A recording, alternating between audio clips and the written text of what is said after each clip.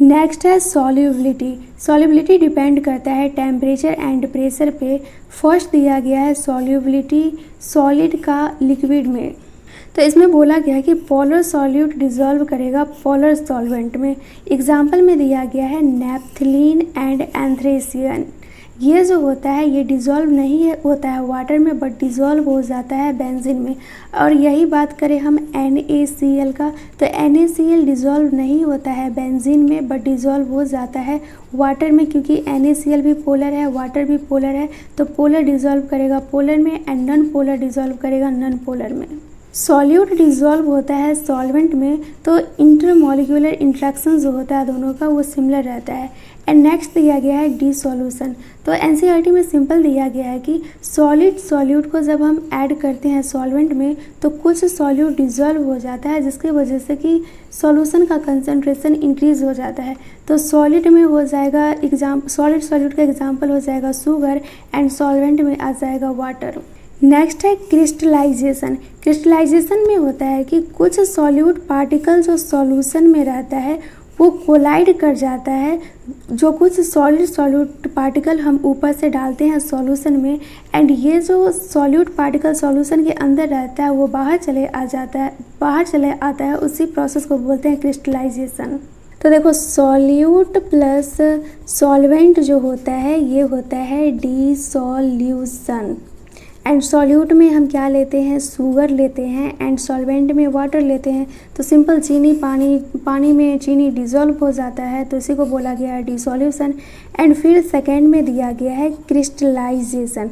तो क्रिस्टलाइजेशन का सिंपल सा फंडा ये है कि ये सॉल्यूट है यहाँ पे एंड ये सॉल्वेंट है, मतलब कि वाटर है यहाँ पे, और सॉल्यूट ले लेते हैं एंड ऊपर से हम इसमें सॉल्यूट फिर से डाल रहे हैं। तो अब क्या होगा ना कि ये जो सॉल्यूट डाल रहे हैं और ये जो सॉल्वेंट के अंदर सॉल्यूट है ये दोनों एक दूसरे से टकरा जाएगा, जिसके वजह से कि जो सॉल्यूशन में सॉल्यूट है वो बाहर चला जाएगा।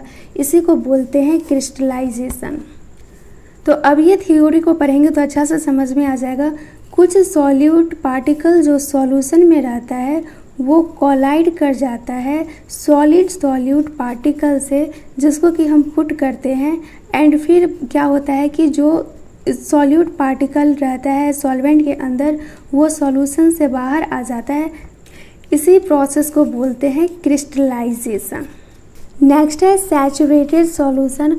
अब कोई भी सॉल्यूट डिज़ोल्व नहीं होगा सॉल्वेंट में सेम टेम्परेचर एंड प्रेशर पे। इस प्रोसेस को बोलते हैं सैचुरेटेड सॉल्यूशन। अभी हम पढ़ रहे हैं सॉल्युबिलिटी सॉलिड का लिक्विड में। तो यहाँ पे हम पहला दिया गया है ली चार्ट्रियल प्रिंसिपल के बेसिस पे सॉल्युबिलिटी।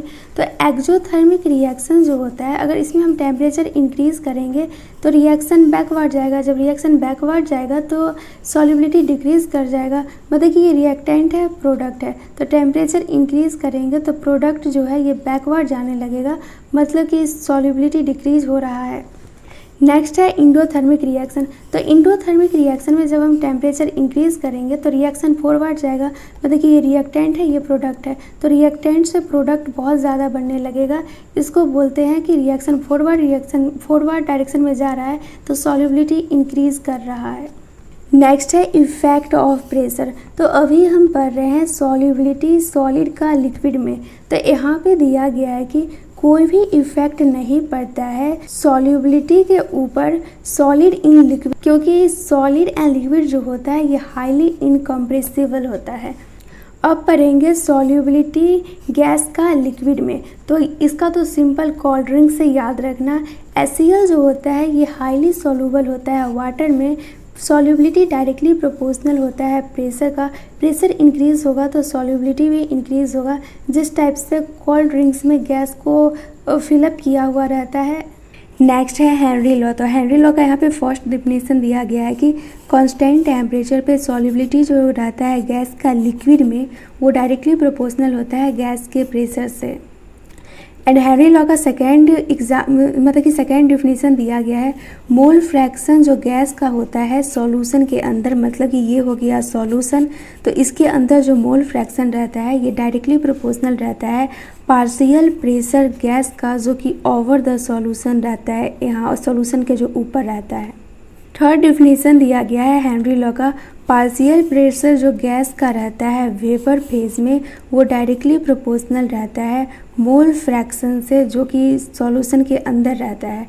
मतलब कि पार्शियल ये सॉल्यूशन हो गया एंड ऊपर में गैस है, तो वही यहाँ पे दिया गया पार्शियल प्रेशर जो गैस का है वेपर फेज में ये हो गया वेपर फेज। तो यहाँ पे जो पार्शियल प्रेशर है वो डायरेक्टली प्रोपोर्शनल है मोल फ्रैक्शन से जो कि सॉल्यूशन के अंदर है। देखो इसके लिए सिंपल सा याद रखना, ये कंटेनर है, इसके अंदर सॉल्यूशन है, सॉल्यूशन के अंदर मोल फ्रैक्शन है एंड ऊपर में गैस है ऑक्सीजन का। तो वही एग्जाम्पल मतलब कि हेनरी लॉ का डिफिनीशन है कि पार्शियल प्रेशर जो गैस का है ओवर द सॉल्यूशन ये डायरेक्टली प्रोपोर्शनल है मोल फ्रैक्शन ऑफ गैस का जो कि सॉल्यूशन के अंदर है। तो इसको हम अच्छा से लिखिए, जब हम ये प्रोपोर्शनल का साइन हटाएंगे तो पी के एच एंड ओ XO2 आ जाएगा। मतलब कि ये हो गया पार्शियल प्रेशर, ये हो गया हेनरी कांस्टेंट एंड ये हो गया मोल फ्रैक्शन। अब जो NCERT में दिया गया है वो देखते हैं। पार्शियल प्रेशर हो गया एंड ये हेनरी कांस्टेंट हो गया एंड ये मोल फ्रैक्शन हो गया। तो अब हम इसके लिए सॉल्युबिलिटी देखते हैं। तो सॉल्युबिलिटी के लिए हम प्रेशर को कांस्टेंट मान लेते हैं। तो प्रेशर जब कांस्टेंट हो गया तो ये Henry constant and mole fraction हो गया। अब इसको हम अच्छा से लिखेंगे तो मोल फ्रैक्शन जो हो जाएगा ये C/KH हो जाएगा। तो इसमें अगर हम देखें तो हेनरी कांस्टेंट इंक्रीज़ करेगा तो मोल फ्रैक्शन डिक्रीज़ करेगा। जब मोल फ्रैक्शन डिक्रीज़ कर रहा है तो मतलब कि सॉल्यूशन के अंदर गैस का सॉल्युबिलिटी उतना अच्छा नहीं है, तो सिंपल हो जाएगा कि KH बढ़ेगा तो सॉल्युबिलिटी भी डिक्रीज़ करेगा। तो इसको हम लिख सकते हैं हेनरी कांस्टेंट इंक्रीज़ करेगा तो मोल फ्रैक्शन डिक्रीज़ करेगा। जब मोल फ्रैक्शन डिक्रीज़ करेगा तो गैस का सॉल्युबिलिटी अच्छा नहीं है सॉल्यूशन के अंदर, तो सॉल्युबिलिटी भी डिक्रीज़ करेगा। एंड इसका ग्राफ देखें तो सिंपल है, मतलब कि हेनरी लॉ का P बराबर KH ये मोल फ्रैक्शन होता है जिसको कि मैं बार बार x बोलती हूँ। तो ये y बराबर mx हो गया। तो इसका सिंपल ग्राफ होगा स्ट्रेट लाइन, ऊपर में आ जाएगा y में है पार्शियल प्रेशर तो ये पार्शियल प्रेशर आ गया एंड x में है मोल फ्रैक्शन तो यहाँ पे मोल फ्रैक्शन आ जाएगा एंड ये स्ट्रेट लाइन ग्राफ हो गया। NCERT में बोला गया है कि सॉल्युबिलिटी जो होता है ये इन्वर्सली प्रोपोर्शनल टेम्परेचर का होता है। मतलब कि टेम्परेचर इंक्रीज़ करेगा तो सॉल्युबिलिटी जो होगा गैस का वो डिक्रीज़ करेगा। इसको एग्जांपल से हम समझ लेते हैं, जैसे कि नदी वगैरह में जो ऑक्सीजन डिज़ोल्व रहता है वाटर में, तो ये ठंडा जो वाटर रहता है उसमें काफ़ी अच्छा से ऑक्सीजन डिज़ोल्व रहता है जिसकी वजह से कि फिश सर्वाइव कर पाता है। तो देख सकते हैं टेम्परेचर इंक्रीज़ करता है तो सॉल्युबिलिटी डिक्रीज़ कर जाता है, इसलिए कोल्ड वाटर में जो फिश सर्वाइव करता है क्योंकि उसमें ऑक्सीजन का डिज़ोल्वेशन जो रहता है वो अच्छा रहता है। तो वही सब यहाँ पे दिया गया है। प्रेशर जो है वो डायरेक्टली प्रोपोर्शनल मोल फ्रैक्शन का है, प्रोपोर्शनल का साइन हटाए तो ये हेनरी कांस्टेंट आ गया एंड फिर प्रेशर को कांस्टेंट मानेंगे तो KHX कांस्टेंट हो जाएगा, मतलब कि K इन्वर्सली प्रोपोर्शनल X हो जाएगा। तो हेनरी कांस्टेंट इंक्रीज़ करेगा तो मोल फ्रैक्शन डिक्रीज़ करेगा। मोल फ्रैक्शन डिक्रीज़ कर रहा है मतलब कि गैस का सॉल्युबिलिटी उतना अच्छा से नहीं हो रहा है सॉल्यूशन के अंदर। एंड ये ग्राफ दिया गया है, मतलब कि P बराबर KHX है तो इसको y बराबर mx से कंपेयर करें तो ये स्ट्रेट लाइन ग्राफ होगा। y में पार्शियल प्रेशर है एंड x में मोल फ्रैक्शन है एंड सॉल्युबिलिटी जो रहता है ये इन्वर्सली प्रोपोर्शनल होता है टेम्परेचर का। मतलब कि टेम्परेचर इंक्रीज़ करेगा तो गैस का जो सॉल्युबिलिटी है वो डिक्रीज़ करेगा। एग्जांपल में हम फ़िश का लेते हैं। फ़िश जो कोल्ड वाटर में प्रेजेंट रहता है तो देखते हैं कोल्ड वाटर में फ़िश सर्वाइव कर जाता है, हॉट वाटर में थोड़ी ना फिश रहता है। तो कोल्ड वाटर में क्या होता है कि ऑक्सीजन जो रहता है ये ऑक्सीजन गैस हुआ तो ये अच्छा से डिज़ोल्व हो जाता है वाटर में, इसलिए फिश यहाँ पे सर्वाइव कर पाता है। तो इसका सिंपल मीनिंग ये हुआ कि टेम्परेचर डिक्रीज़ करेगा तो सॉल्युबिलिटी जो गैस का है वो इंक्रीज़ करेगा। नेक्स्ट है हेनरी लॉ का एप्लीकेशन। तो इसका यूज़ इंडस्ट्री वगैरह में बहुत किया जाता है, लाइक कोल्ड ड्रिंक्स बनाने के लिए इसके अंदर जो गैस प्रेजेंट रहता है। सेकेंड है स्कूबा डाइवर। स्कूबा डाइवर जो पानी के अंदर जाता है तो प्रेशर बहुत ज़्यादा रहता है, बट ये जब पानी से बाहर आता है तो प्रेशर डिक्रीज़ कर जाता है एंड इसके अंदर से गैस रिलीज़ होने लगता है एंड फॉर्मेशन हो जाता है नाइट्रोजन का बबल ब्लड में। जिसके वजह से कि कैपिलरीज वगैरह जो होता है वो ब्लॉक कर जाता है एंड नीड पड़ता है मेडिकल कंडीशन का। एंड जो बैंड बनता है वो बहुत ही ज़्यादा पेनफुल होता है, इसलिए जो स्कूबा डाइवर का टैंक रहता है वो फिल्ड रहता है नाइट्रोजन गैस से, ऑक्सीजन गैस से एंड हीलियम से। नेक्स्ट है कि टेम्परेचर का क्या इफ़ेक्ट करता है सॉल्युबिलिटी का। तो देखो सॉल्युबिलिटी जो गैस का होता है लिक्विड में वो डिक्रीज़ करता है जब हम टेम्परेचर इंक्रीज़ करते हैं। वो अभी भी देखे थे फिश वाला एग्जांपल लेके।